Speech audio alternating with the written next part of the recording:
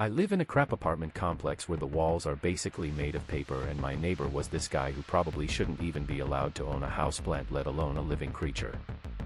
He had this small black cat that he would just leave out on the balcony for hours regardless of the weather. I could hear the poor thing crying through the vents while he was inside blasting music or shouting at his Xbox.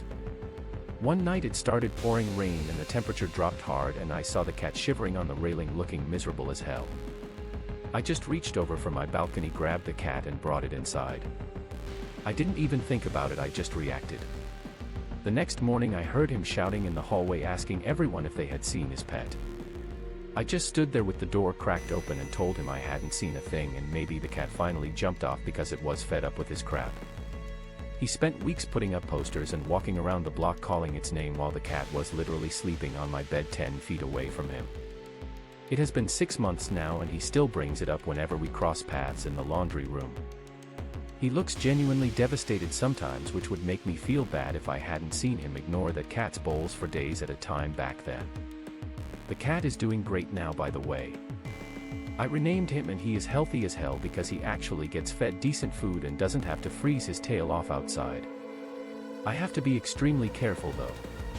I never let him near the windows when the blinds are up, and I have a specific routine for when I take out the trash so he doesn't accidentally dart into the hallway. It is a stressful way to live, but seeing the cat actually purring instead of screaming makes it worth the paranoia. My friends think I just adopted him from a shelter in the next town over, and I am never telling them the truth.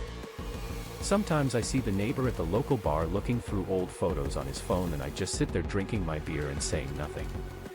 I know it is technically theft and I am a liar, but some people just don't deserve the loyalty of an animal. He probably thinks a coyote got it or someone picked it up off the street, which is technically true, I guess.